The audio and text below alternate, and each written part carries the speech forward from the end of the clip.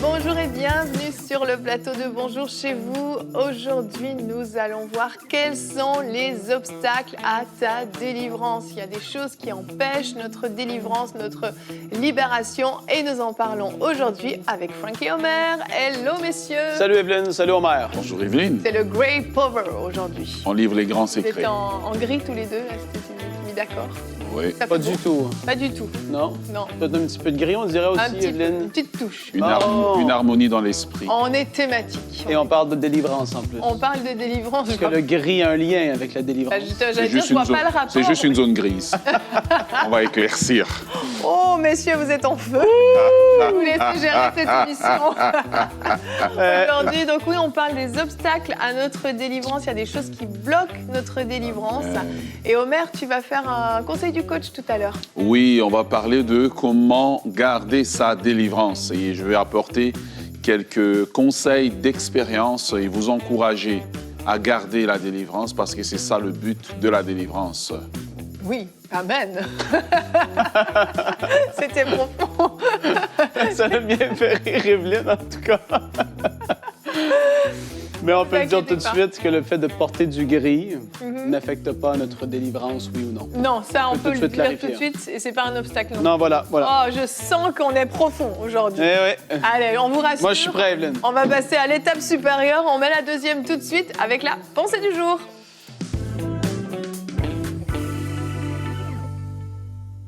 Et on parle de délivrance et je vais vous citer 3 choses importantes à savoir par rapport à pouvoir obtenir notre délivrance. Et puis, comme on l'a dit, Omer va pouvoir nous parler de comment garder notre délivrance. Premier point, super important. Si tu veux pouvoir obtenir la délivrance, peut-être que tu cherches dans ces temps dans lesquels nous vivons, peut-être un problème depuis des années qui est là.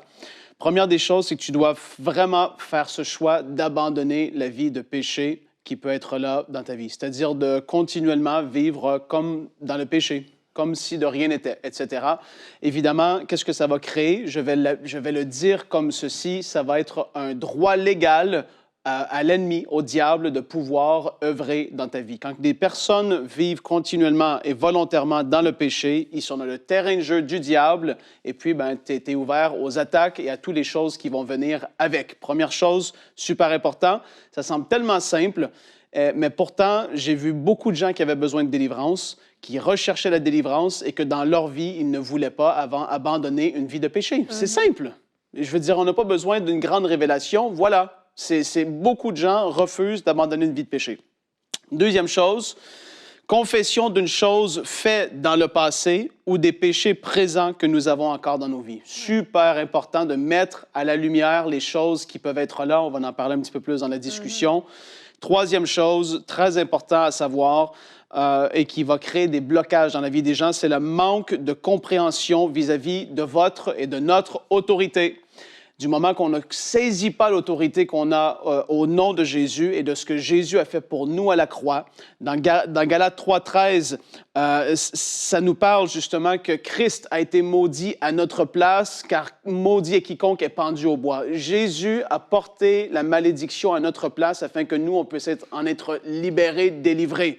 Après ça, dans Marc chapitre 9, au verset 19, il a même réprimandé les disciples parce qu'ils n'arrivaient pas à chasser un démon à cause de leur incrédulité. Il a dit, race incrédule, leur dit Jésus, jusqu'à quand serai-je avec vous? Jusqu'à quand vous supporterai-je? Amenez-le-moi. Jésus s'attendait à une délivrance, il s'attendait à ce que les disciples soient capables, mais il ne saisissait pas l'autorité forcément qui leur avait été déléguée pleinement. On doit être conscient de ces 3 choses. Donc, je répète, le fait de vivre dans une vie de péché volontairement donne accès au diable. Le fait de ne pas confesser des choses qui ont été faites dans le passé ou des choses présentes dans nos vies aussi que nous avons faites. Ça, pourquoi est-ce que je le dis? C'est parce que je l'ai vu.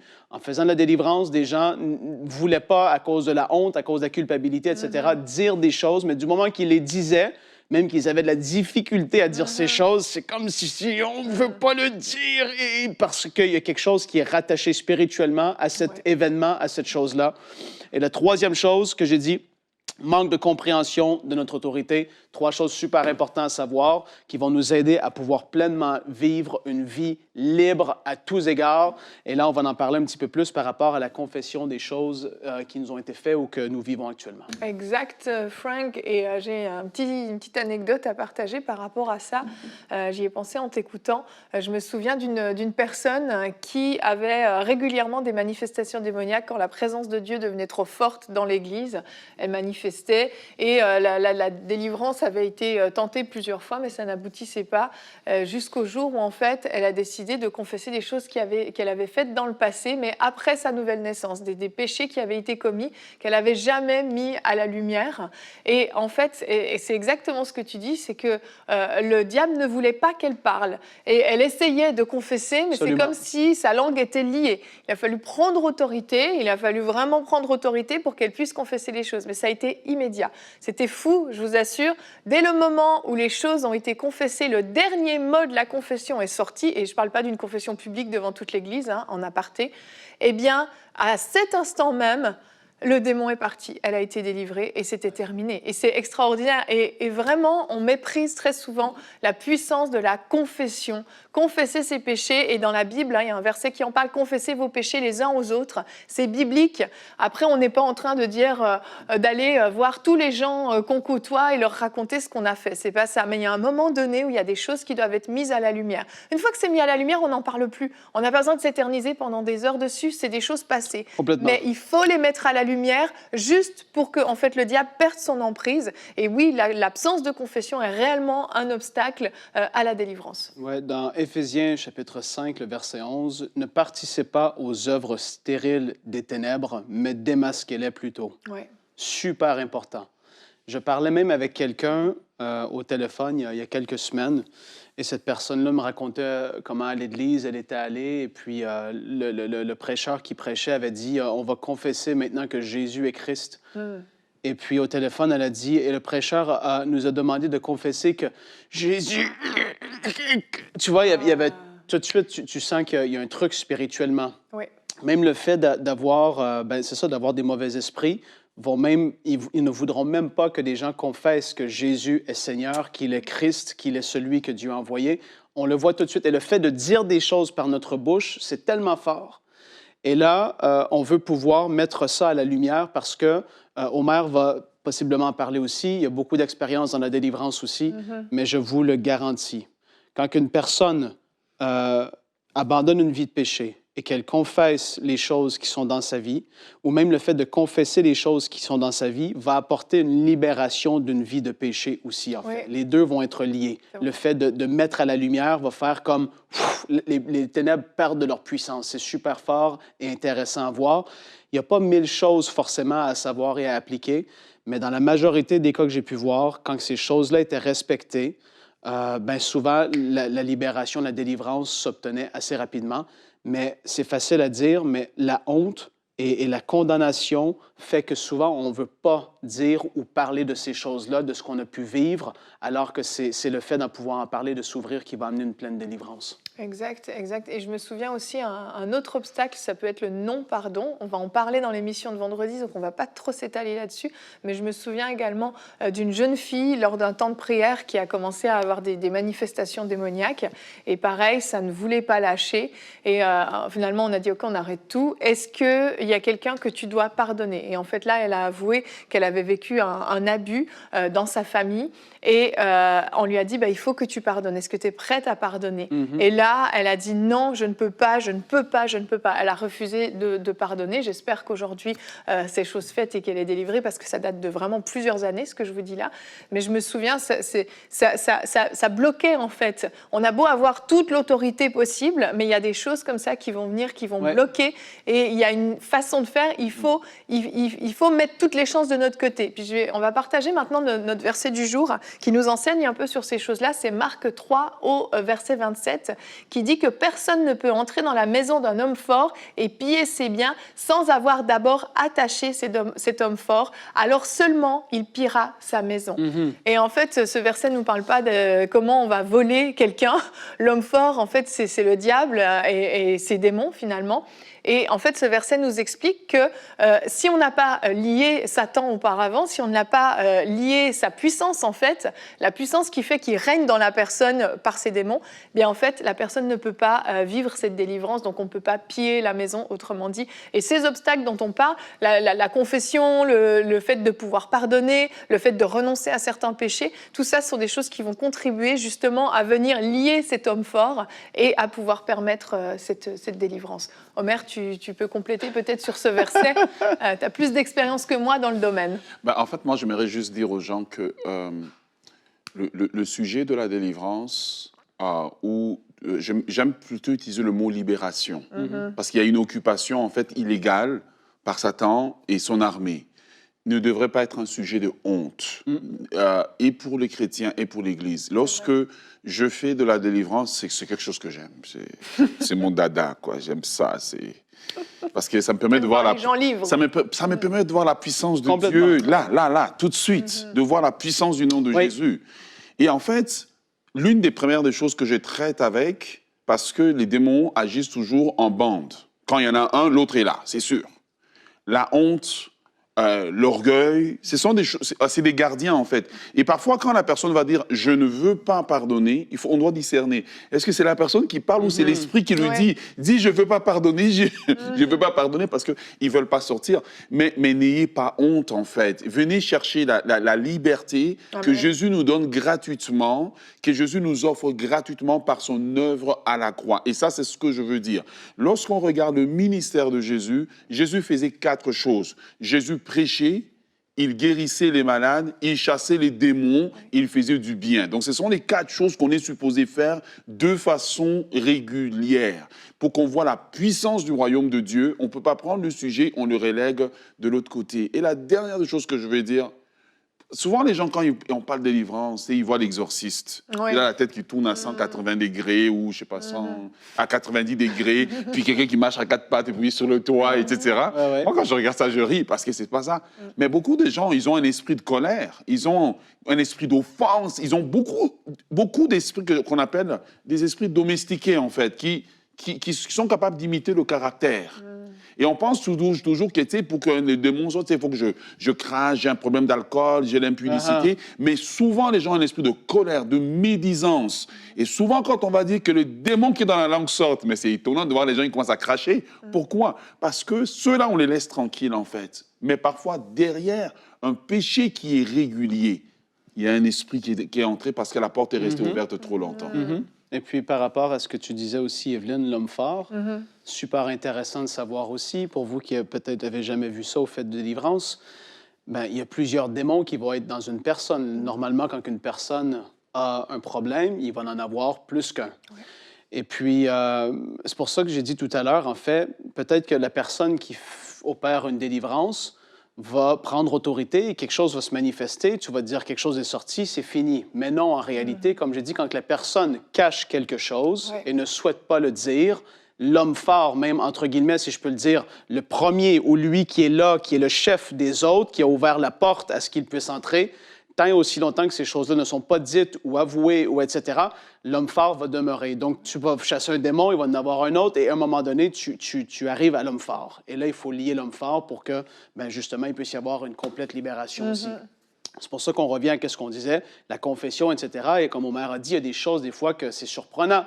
On ne pensait pas qu'il y avait telle chose ou qu'il y avait besoin d'une délivrance vraiment à ce niveau-là, mais en réalité, ce sont des choses qui sont là et qu'on ignore parfois parce qu'on se dirait que c'est vraiment le caractère, en effet, comme que tu as dit, c'est très bien expliqué. Exactement. Je sais que tu vas aller au point souvent, mais j'aimerais dire aux gens, la délivrance, c'est un sujet sensible, ce n'est pas un jeu, c'est un combat. Le but, ce n'est pas de vous humilier. Non. Le but, c'est de vous donner cette liberté que Christ a acquise, une liberté acquise à la croix pour vous.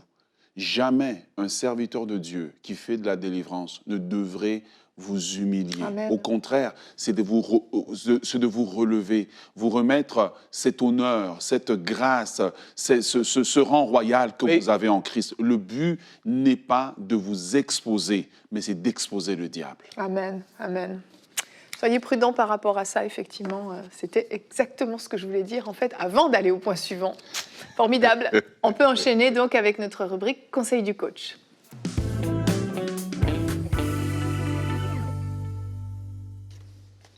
Voilà, comment garder sa délivrance? J'aimerais commencer par vous dire, mes très chers bien-aimés qui nous suivez, que Dieu vous aime. Que Dieu vous aime. Je le répète, Dieu vous aime. Vous êtes précieux aux yeux de Dieu. Voilà pourquoi Dieu veut que vous soyez libres. Voilà pourquoi Jésus est venu. Il est mort à la croix afin que vous soyez libres. Et j'aimerais vous dire que qu'importe la situation dans laquelle vous vous trouvez, Dieu veut que vous soyez libres. Même si la situation a duré depuis longtemps, qu'il semble que l'espoir est perdu, l'espoir n'est pas perdu. Aujourd'hui, il y a un jour nouveau qui se lève sur vous et Jésus veut que vous soyez libres. Maintenant, je voudrais m'adresser à ceux qui ont déjà vécu une délivrance. Et ça fait des années que je fais de la délivrance. J'ai vu des chrétiens être délivrés et marcher libres, ne plus jamais retourner dans le passé.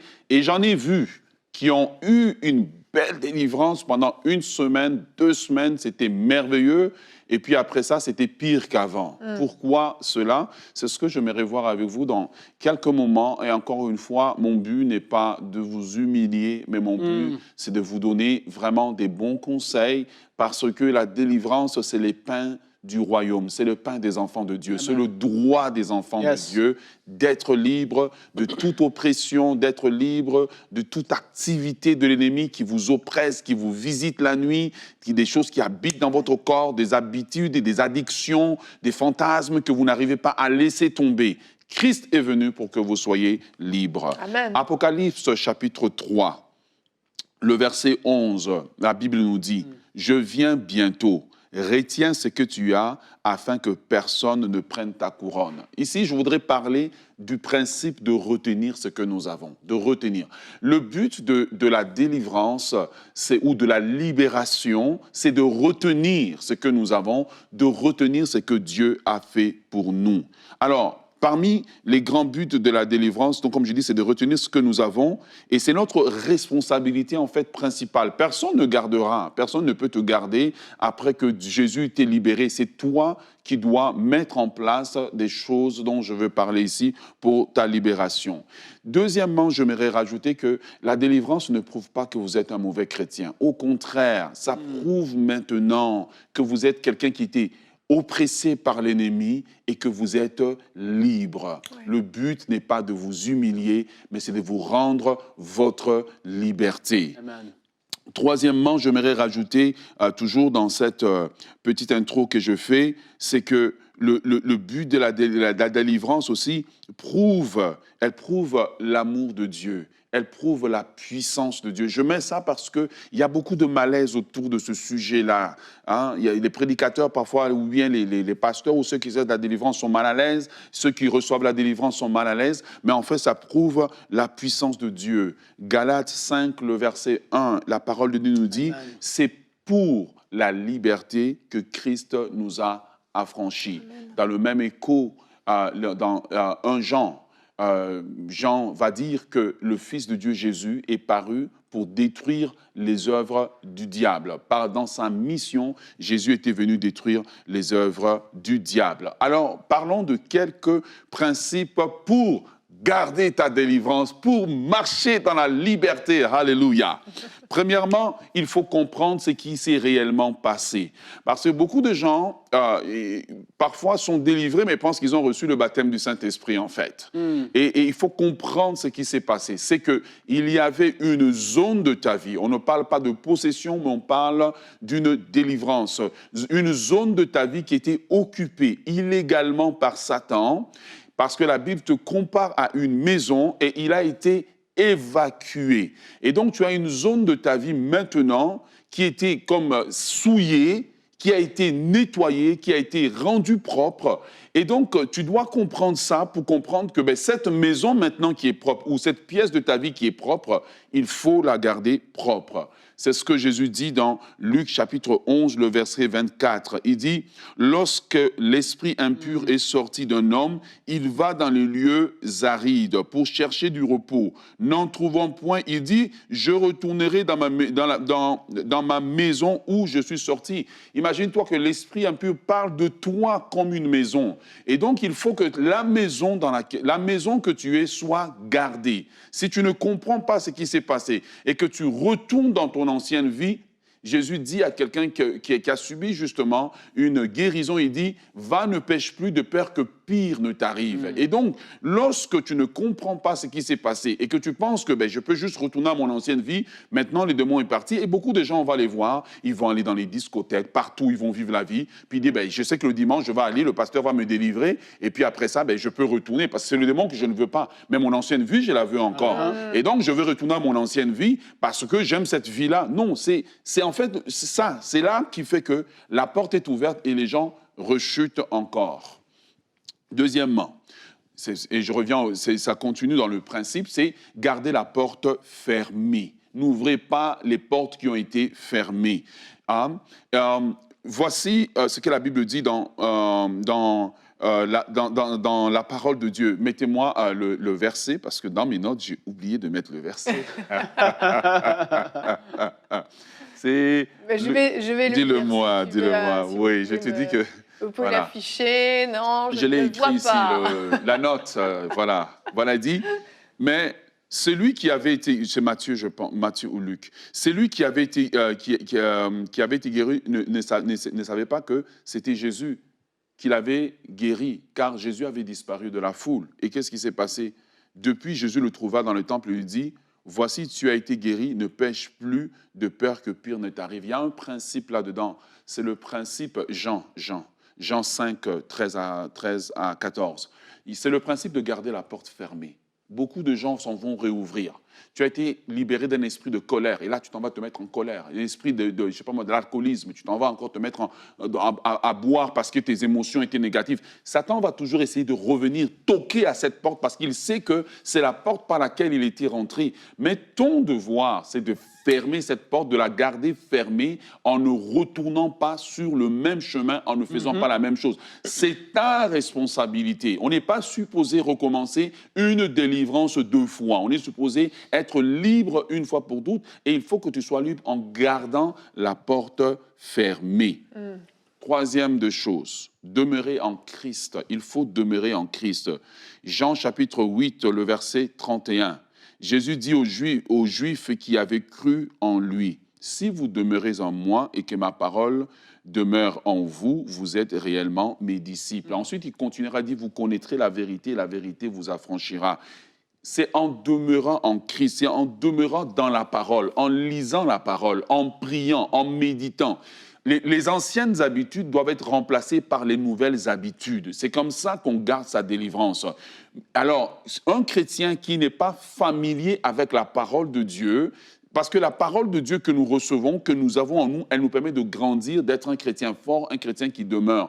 Mais lorsque vous ne méditez pas la parole, vous ne lisez pas la parole, c'est plus facile pour vous d'ouvrir des portes à l'ennemi. C'est plus facile pour vous. Jésus dit, sanctifie-les par la parole, parce que la parole que vous méditez, que vous lisez en demeurant en Christ a un effet de purification et de sanctification. Ouais. Et lorsque vous lisez continuellement la parole, vous priez, vous avez une vie disciplinée, vous allez à l'église, vous participez aux réunions, eh bien, c'est plus facile pour vous de garder votre délivrance. Mais beaucoup de chrétiens, qu'est-ce qu'ils font? Ils vont faire plus ou moins ces choses, puis ils ont une petite vie secrète comme sur le côté, là. You know, je ne commets pas l'adultère, mais je flirte assez pour ne pas tomber dedans. Je ne fais pas telle chose, mais je suis juste assez. Je n'écoute pas la musique du monde, mais je vais juste à des endroits où je peux plus l'écouter sans dire que c'est moi qui l'a fait. Vous devez être décidé de garder votre liberté parce que votre délivrance a coûté au Fils de Dieu le sacrifice à la croix. Amen. Alors, gardez votre liberté, soyez sérieux. Finalement, le quatrième point que j'aimerais souligner ici pour garder sa délivrance, c'est ce que j'appelle la communion fraternelle. La Bible dit « les mauvaises compagnies corrompent les bonnes mœurs ». Les compagnies que vous gardez déterminent aussi votre capacité de garder votre délivrance. 1 Pierre chapitre 5, le verset 8 dit « Soyez sobres, veillez, votre adversaire, le diable, rôde comme un lion rugissant, cherchant qui il dévorera. » Dans un troupeau, qu'est-ce que le loup dévore? Qu'est-ce que le lion dévore? Il va dévorer celui qui s'est isolé. Ouais. La vie chrétienne n'a pas été créée pour vivre en isolation.